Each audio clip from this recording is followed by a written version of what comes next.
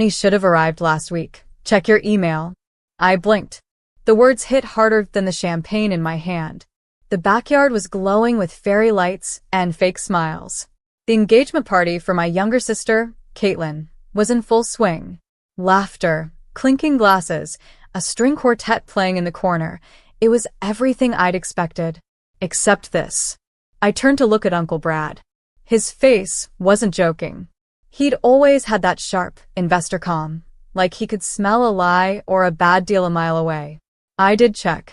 Nothing came, I said, my voice steady, though my heart hammered in my ears. Uncle Brad frowned. That's strange.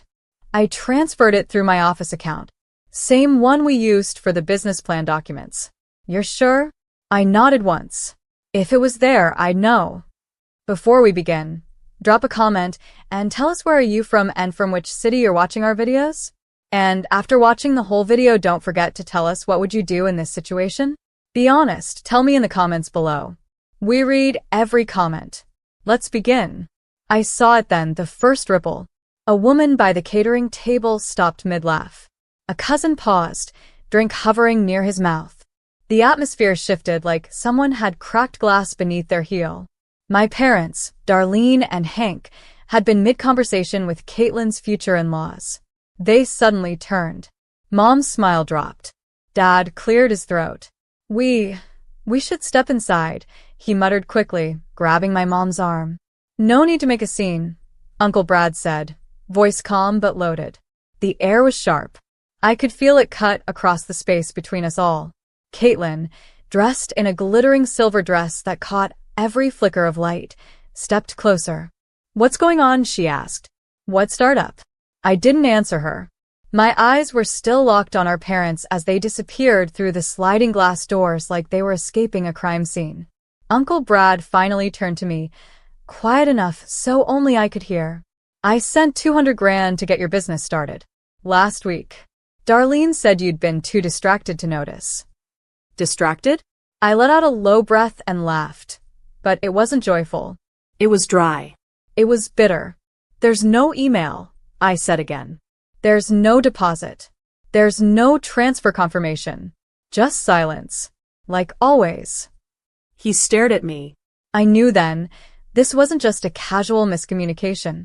This wasn't about a glitch in the system. This was something deeper. What the hell did they do? He muttered. I shook my head slowly. You're the one who just lit the fuse, Uncle Brad. I think we're about to find out. People were whispering.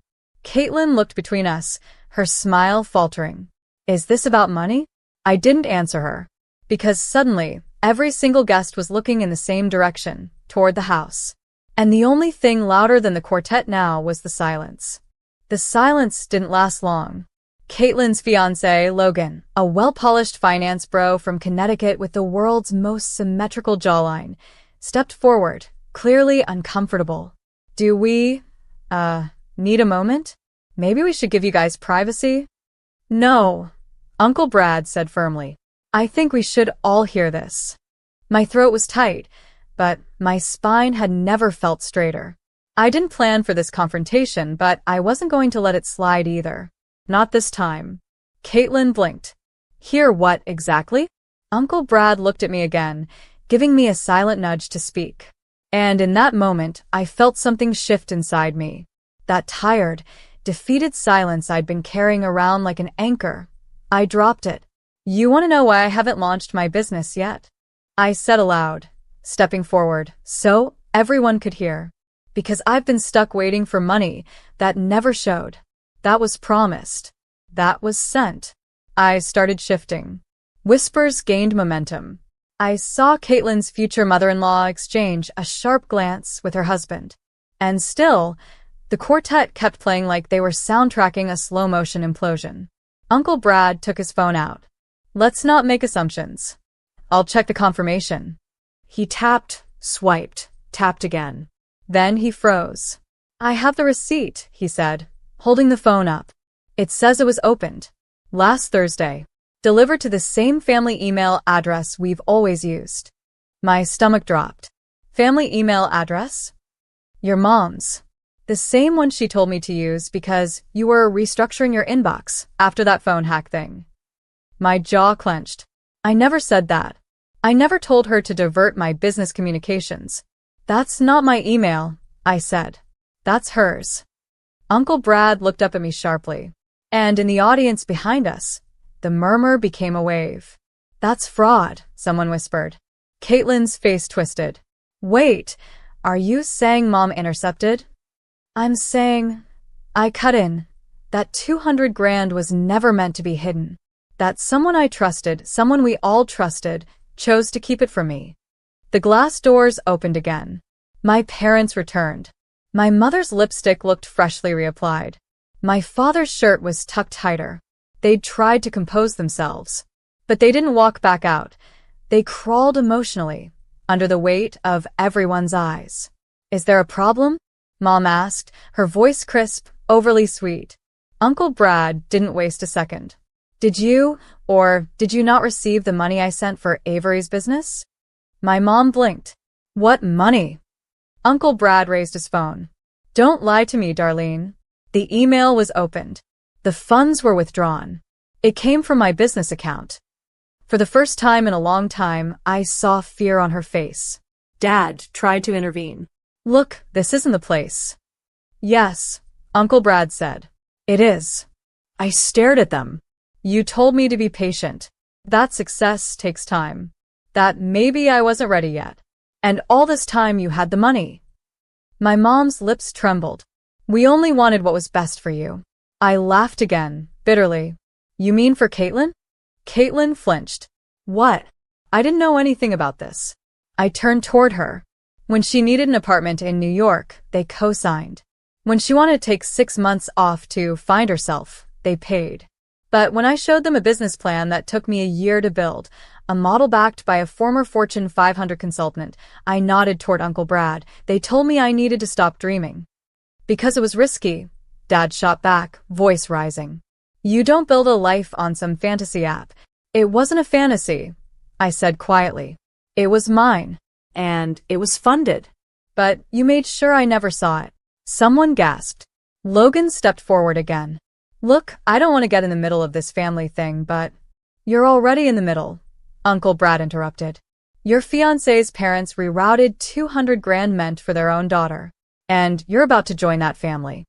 Caitlin's face had turned a shade paler than her dress. She looked at Mom, then Dad, then back at me. I didn't know, she said, voice shaking. Avery, I swear. I believe you, I said honestly. You've always been clueless, Caitlin. And that's not your fault. They raised you in a glass bubble. But I was raised in the same house. I just wasn't given the same glass. A beat passed. 2 guests quietly slipped out the side gate. Uncle Brad folded his arms. I want that money returned. Immediately. Dad's jaw tightened. We don't have it. And just like that, the truth cracked open wide. More whispers. Someone pulled out their phone. Another guest turned to leave. Caitlin staggered back a step, looking like she'd been gut-punched. You spent it, Uncle Brad said slowly, as if confirming his worst fear. You stole from your daughter and spent it. We invested. Mom snapped, defensive now. We thought it'd be safer to hold on to it. She's unstable sometimes. I took a step forward. No. I was just inconvenient to your plan. Enough. Dad roared suddenly. This isn't the time. No, I said, eyes locking on him. It's the perfect time. The string quartet finally stopped playing. Maybe they sensed the disaster unraveling in real time. Or maybe someone told them. Either way, the silence left behind was deafening. I turned to the rest of the party. People weren't whispering anymore. They were watching. Some were texting. A few had their cameras out, discreet, but not discreet enough. This isn't a misunderstanding, I said clearly. This is theft. And manipulation. And control dressed up as love. My father's chest rose. You're blowing this out of proportion. I stared at him. You kept $200,000 from me. Uncle Brad's voice cut in, deep and furious. Money I gave specifically for her. Not for your debts or your projects or whatever nonsense you gambled it on. Mom looked down at the grass. We didn't gamble it. Caitlin stepped forward now, her voice brittle. So, what did you do with it? Dad's face twitched. We used it to pay the down payment on your lake house. Caitlin recoiled. What? You were getting engaged, Mom said quickly. We wanted to give you something beautiful. Something permanent. You always said you loved the lake. I didn't ask for that. Caitlin's voice cracked. You stole from Avery to give me a gift I didn't even know I was getting? Someone actually gasped out loud. And it hit me then, this wasn't just about money. It was about worth. About how I was always the one expected to sacrifice. To settle. To smile while being left out. I built something, I said, my voice shaking. From nothing. I worked 2 jobs. I skipped weekends, holidays, birthdays. I did everything myself. I didn't ask for handouts. I asked for help. And you made me feel wrong for doing that. Mom wiped under her eye, as if that would erase it all. You don't understand. No, you don't understand. Uncle Brad snapped. You asked me to believe in her. You said you couldn't support her financially, but that I should. And then you took the money behind her back. Dad rubbed his temples. It was for the family. For Caitlin's future. Then what about mine? I asked. He looked at me. Really looked. And for the first time in my life, I saw regret crack through his arrogance. You were always strong, he muttered. We thought you didn't need it. Strong doesn't mean invincible, I replied. And you don't get to punish me for surviving without you. There was a long pause. No one moved. Even the breeze had stopped. Then Caitlin stepped forward again, but this time, she stood next to me. She reached into her bag, pulled out the small silver key she always carried on her chain, and dropped it into our father's hand. What are you doing? He asked, startled. I don't want the house, she said. Not if it was built on this. Kate. No, she cut in. You raised us to believe in fairness. In doing the right thing. But you didn't do that. And you don't get to hide behind me anymore. My mother looked horrified. My dad looked old. Smaller somehow. And the guests? They were already moving away from them. Uncle Brad stepped forward. If the money isn't returned in 72 hours, I'll involve legal counsel. And you'll be investigated for fraud. My father's voice was hollow. We don't have it anymore. Then sell the house, I said coldly. Just like you sold my future. He looked at me like I'd slapped him. You're not like this, my mother whispered. You used to be kind. I am kind, I said. That's why I didn't do this a long time ago. That night, I didn't sleep. I sat at my apartment window, watching city lights flicker like they were trying to keep secrets too. Caitlin texted me twice. The second message was a voice note, a quiet apology. She didn't know. And I believed her. But trust wasn't something that came back overnight. Not after this. Uncle Brad called the next morning. He'd already frozen the transfer chain. He was furious, but oddly calm, like a man preparing for war in a tailored suit. You'll get the money back, he promised. One way or another. And when you do, I want to introduce you to someone. I think your idea has more potential than you realize. I stared at my laptop, the mock-up for my app glowing softly. You still believe in it? I asked. I didn't just invest in an idea, Avery. I invested in you. And now I see exactly why. 3 days later, the silence from my parents was louder than ever. No call. No apology. No payment. The lake house was put on the market that morning. Uncle Brad made it clear they had 1 week to return the full amount or he'd pursue criminal charges. I didn't fight him on that. I didn't need to. For once in my life, justice was in motion, and I wasn't the one begging for it. That same evening, I stood in a sleek office downtown, overlooking the city's skyline through floor-to-ceiling glass. Uncle Brad had kept his word. He didn't just return the money. He doubled it. Call it reparation, he said as he handed me the check and a contact card. This guy's a VC out of Austin. Tech-forward, social impact focused. He'll want a demo. Be ready. My hands trembled slightly as I took the papers. Not because of nerves, but because for the first time in years, I felt seen. I don't know what to say. Don't say anything yet, he replied. Show them. Build it. The next month was chaos. I barely slept. I worked 16-hour days, surviving on protein bars, iced coffee, and stubborn fire. I refined the user interface, redesigned the onboarding flow, took every bit of feedback from my mentors seriously, even when it hurt. And it did hurt, because I'd spent so long proving my worth to people who never truly saw me that I had to teach myself how to function when someone finally did. Caitlin visited my apartment unannounced one night, holding takeout in one hand and a bottle of wine in the other. "I still don't know how to fix this," she said, standing in my doorway, "but I know you haven't eaten real food in 4 days. So let me try." We sat on my old thrift store couch, eating sesame noodles and garlic chicken. Neither of us said much at first.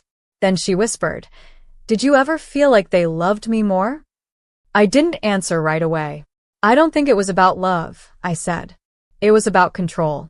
You were easier to mold." I wasn't. Her eyes welled up.